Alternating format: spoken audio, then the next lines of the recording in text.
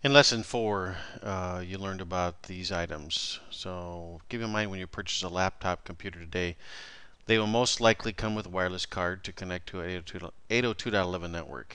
802.11 is a set of standards carrying out wireless local area network computer communication in the 2.4, 3.6, and 5 gigahertz frequency bands. 802.11b was the first widely accepted wireless technology, followed by 802.11g and 802.11n.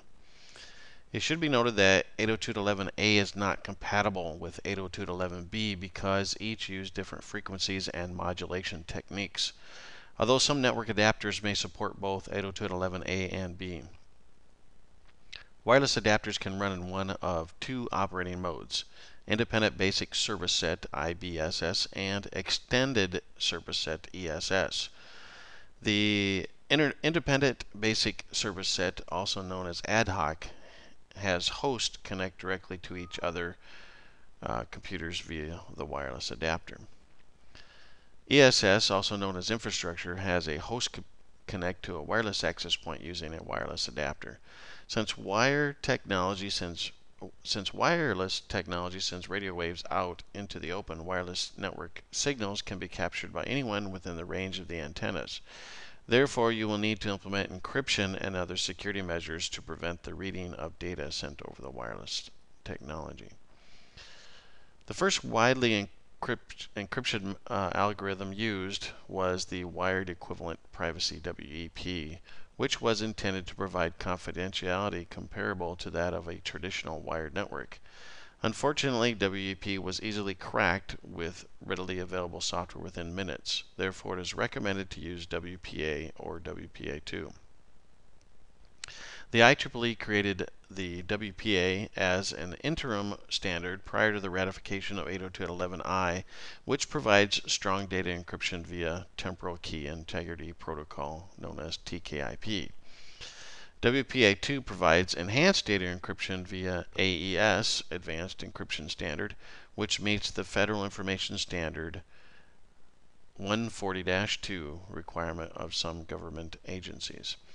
To help prevent someone from hacking the key, WPA and WPA2 rotate the keys and change the way keys are derived. 802.1x provides an authentication framework for wireless LANs, allowing a user to be authenticated by a central authority such as a radius server. Both WPA and WPA2 can run in both personal and enterprise mode. Personal mode, designed for home and small office networks, provides authentication via a pre-shared key or password. Enterprise mode provides authentication using IEEE 802.1x and Extensible Authentication Protocol. The encryption key could be supplied through a certificate or smart card. 802.11 wireless networks are identified by the Service Set Identifier or SSID, which are often broadcast for all to see.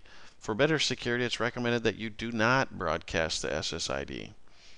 You can also configure wireless networks using group policies, scripts, or a USB flash drive. A Bootstrap wireless profile can be created on the wireless client, which first authenticates the client to the wireless network and then connects to the network and attempts to authenticate to the domain. If your network adapter cannot see any wireless networks, you need to check to see whether or not the wireless device is on, is enabled, and that the correct wireless device is installed. The farther away you get from a wireless access point, the weaker the signal will be, which also results in slower network performance. If you cannot connect to a wireless network you could before, it would make sense to check the security settings to make sure the settings within the wireless profile, including any keys. If you have an intermittent connection to your wireless network, it is most likely caused by interference with another device that transmits on the same frequency as your wireless network. Today, it's very common for an organization to use remote access server, which allows users to connect remotely using various protocols and connection types. Virtual private networks, known as VPNs, link two computers through a wide area network such as the Internet. To keep the connection secure, the data sent between the two computers is encapsulated and encrypted.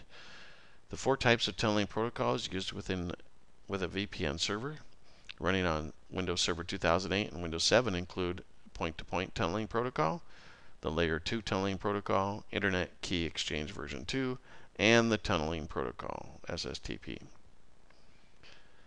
PPTP is based on the legacy point-to-point protocol used with modems. Unfortunately, PPTP is easy to set up but uses a weak encryption technology. IPsec is a protocol suite for securing Internet Protocol communications by authenticating and encrypting each IP packet of a data stream. Layer 2 tunneling protocol is used with IPsec to provide security and is the industry standard when setting up secure tunnels. Since all clients must be authenticated, a user must connect with either a computer certificate or a pre-shared key. IKE version 2, short for Internet Key Exchange version 2, uses IPsec for encryption while supporting VPN reconnection, which enables VPN connections to be maintained when a VPN client moves between wireless cells or switches. Unlike L2TP with IPsec, IKE version 2 client computers do not need to provide authentication through a machine certificate or a pre-shared key. SSTP uses HTTPS protocol over TCP port 443 to pass traffic through firewalls. Radius, short for Remote Authentication Dial-In User Service, is a networking protocol that provides centralized authentication, authorization, and accounting management for computers to connect and use a network service. When using VPNs, Windows 7 and Windows Server 2008 support the following forms of authentication: Password Authentication Protocol, Challenge Handshake Authentication Protocol, Microsoft CHAP version 2, and Extensible Authentication Protocol. When connecting through a VPN by default, the Use Default Gateway on a Remote Network option is enabled. As a result, a new default route is created on the VPN client, which makes data that cannot be sent to the local network forwarded to the VPN connection. When troubleshooting VPN client connectivity issues, make sure that the client computer can connect to the Internet. You have the correct digital certificates, you are using the correct authentication, encryption, and the proper user credentials. If you are using L2TP with